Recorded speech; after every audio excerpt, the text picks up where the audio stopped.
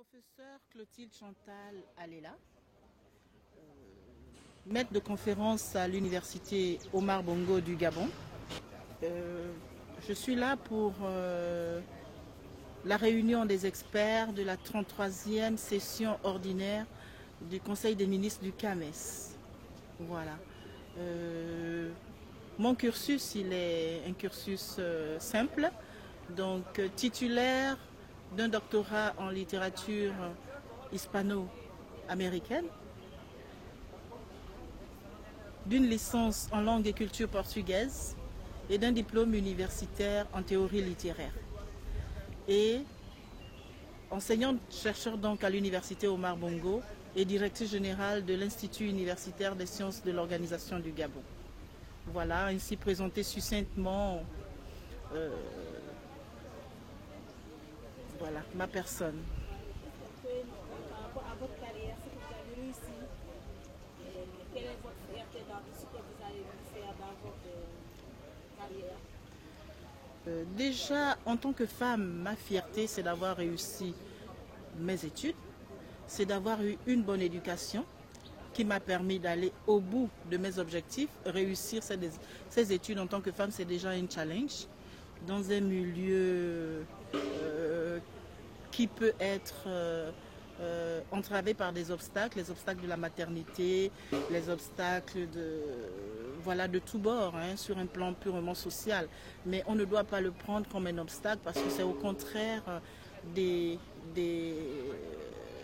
éléments qui nous permettent d'avancer positivement et de se dire on est des femmes à côté de notre statut de femme, mais on a à apporter socialement, on doit pouvoir apporter quelque chose à notre pays. J'ai réussi donc mes études parce que j'ai eu un parcours qui m'a permis d'avoir tous ces diplômes que je vous ai déclinés, et ce par le soutien également de ma famille d'une part, de mes parents, mais le soutien surtout de mon État qui m'a permis à travers l'octroi des bourses à l'étranger de finaliser mes études. Que pourrais-je rajouter sur ma carrière? Je vous ai dit tantôt que j'étais enseignant-chercheur à l'université Omar Bongo, donc maître de conférence à l'université Omar Bongo, et parallèlement directrice générale de l'Institut universitaire des sciences de l'organisation que je dirige depuis une dizaine d'années. Ma plus grande fierté peut se retrouver là, dans la mesure où en tant qu'enseignant-chercheur, je contribue à la formation et à l'éducation de l'élite de mon pays par les compétences que j'ai pu acquérir, et je les transmets à travers mes enseignements. Et d'être également à la tête d'un établissement pour former les jeunes cadres dans mon pays, c'est une autre fierté. Et c'est une marque de confiance des hautes instances donc, qui m'ont placé là, notamment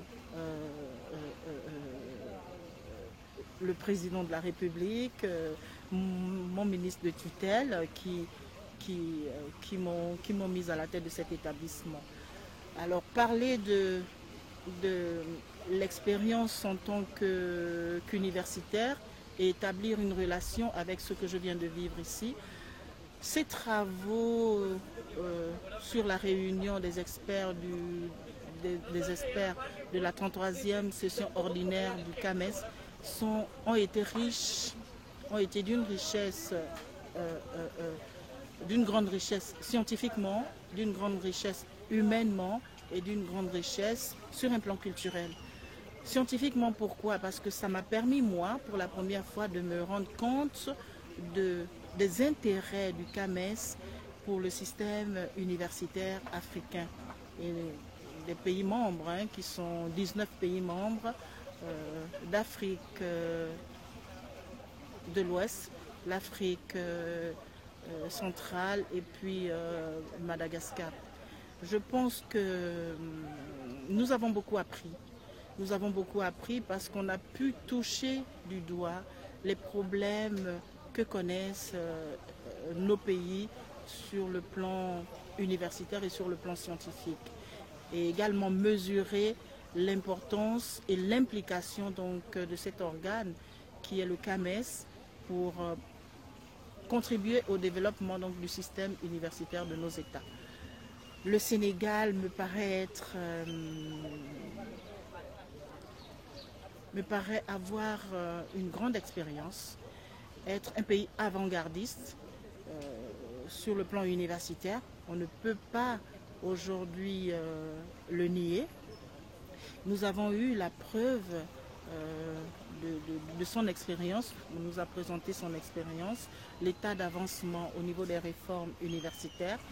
Et je pense qu'il représente une plateforme importante qui peut servir de modèle aux autres États, et notamment les pays de la CEMAC. Parce qu'au niveau de l'Afrique de l'Ouest, il y a quand même un avancement qui est constaté. Et je crois que le modèle sénégalais à proprement parler pourrait être déployé pour les autres pays de la CEMAC. Vous m'avez dit que vous êtes directrice générale de l'institut universitaire, oui, qui forme des assistantes, je pense, assistantes de direction, managers. Voilà, maintenant vous allez me parler de cette école. Quand est-ce qu'elle a été fondée? Et quel est votre secret? Vous, en tant que femme professionnelle, femme qui a presque tout réussi, hein? Je pense que vous avez tout réussi. Donc vous m'impressionnez quand même. J'aimerais que vous me parlez de tout ça.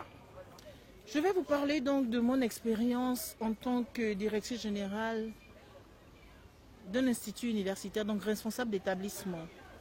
Je suis à la tête de cet établissement depuis 2006. C'est un établissement, pour le définir au premier chef, qui prône donc, qui va en faveur, comment dirais-je, on ne parlera pas d'émancipation de la femme, on parlera toujours de la promotion de la femme sur un plan professionnel. Pourquoi? C'est un établissement qui a été fondé en 1984 par Madame Sophie Ntoum Eman, et qui formait, dont la mission première était de former dans les métiers du secrétariat. Voilà, donc secrétaire de direction, avec des options bilingues, trilingues, sténotypistes des débats. Et c'est un établissement pionnier de la sous-région, parce que je pense qu'il est le premier établissement à avoir formé en Afrique les sténotypistes des débats. Voilà, c'est une autre option du secrétariat. Et cet établissement a énormément évolué depuis sa création. Parce que si au départ il était dédié à former des secrétaires de direction, aujourd'hui il a évolué et il forme des assistants managers. Son évolution s'est faite avec la volonté de nos dirigeants, la volonté de notre gouvernement de promouvoir des carrières liées notamment à la promotion des femmes. Alors, on a vu cette évolution à travers la création des filières, à travers la mise en place de nouveaux cycles de formation. Donc on est parti d'un établissement qui avait pour vocation de délivrer des brevets de techniciens supérieurs et qui aujourd'hui délivre des licences professionnelles, des licences fondamentales et des licences également des masters. Je ne vais pas tous les citer. Nous avons des licences en assistant manager, les anciennes secrétaires de direction qui aujourd'hui sont des assistants managers parce que ce sont des personnes qui participent à la décision dans le secteur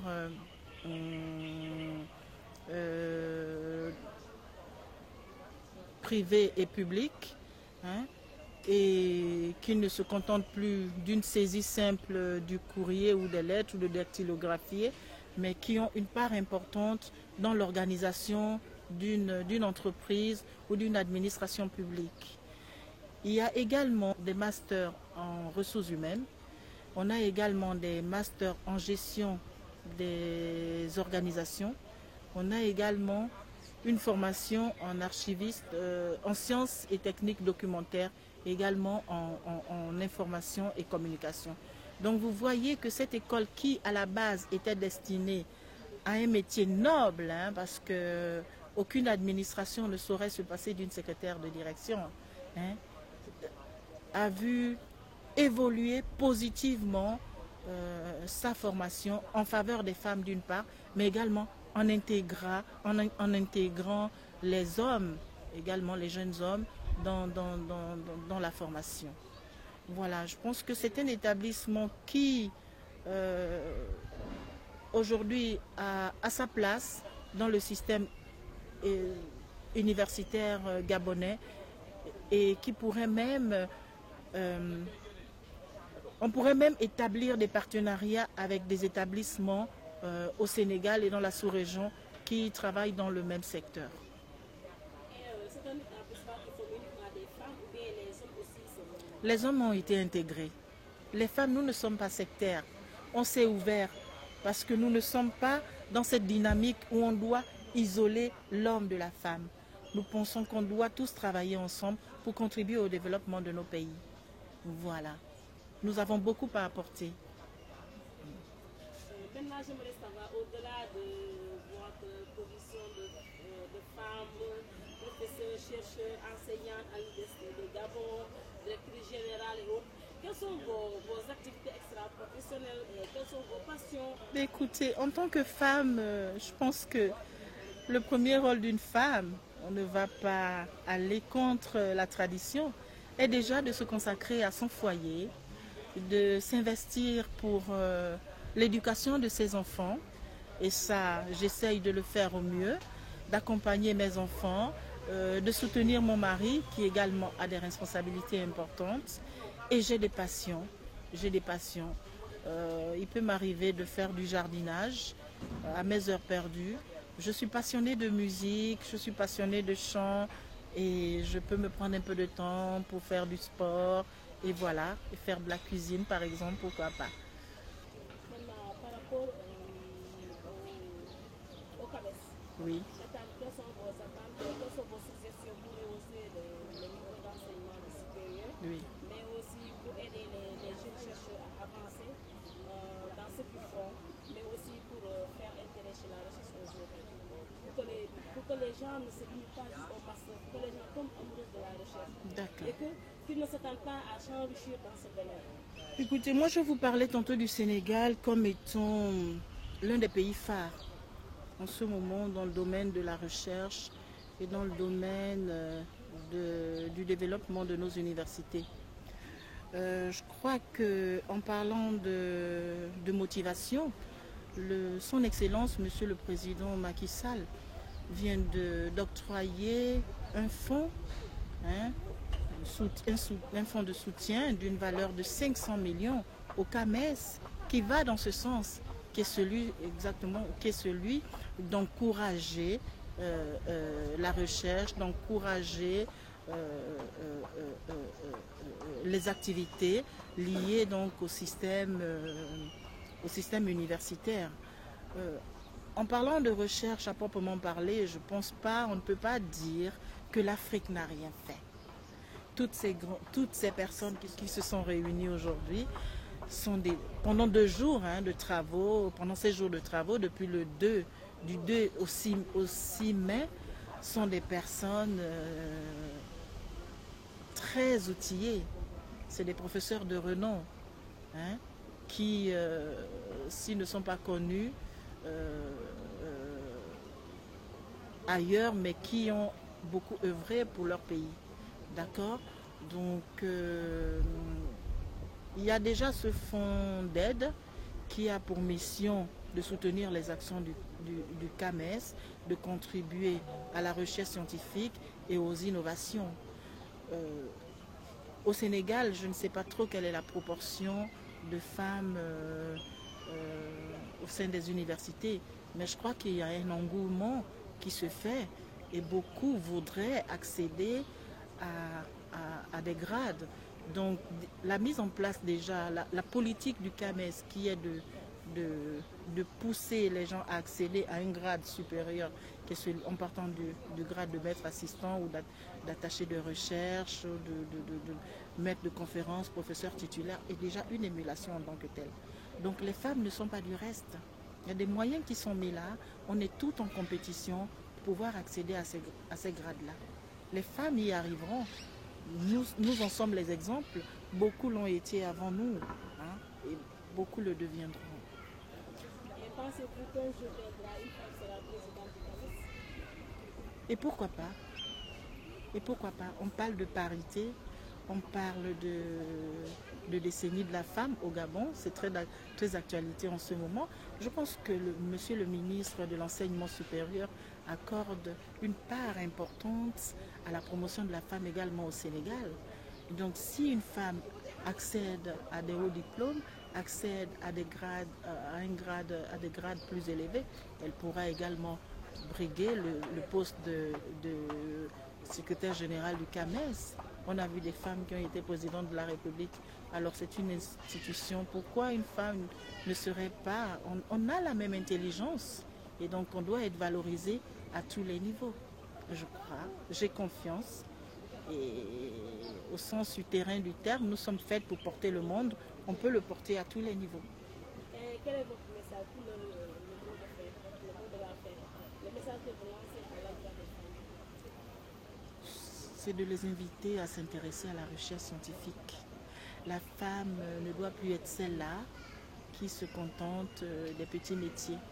Et d'ailleurs, on ne peut même pas parler des petits métiers. Et, il n'y a pas de sot métier, il n'y a que de sots gens. Donc, de s'intéresser également à des filières de formation qui sont plus porteuses. Dans le domaine scientifique, on n'a pas beaucoup de femmes qui font beaucoup de mathématiques. Peut-être qu'il y a des femmes qui sont là. On devrait mettre en place des structures qui favorisent l'émulation par des concours, par des compétitions, pour détecter des talents et détecter des compétences et mettre en place également, pourquoi pas, des bourses qui pourraient leur permettre de poursuivre à un haut niveau parce que tout le problème de la recherche, comme tout le problème de la carrière universitaire est celui des moyens. Si on met en place des moyens, si on les soutient financièrement, je pense que les femmes auront plus de volonté à mener à terme leur recherche et accéder aux grades les plus élevés.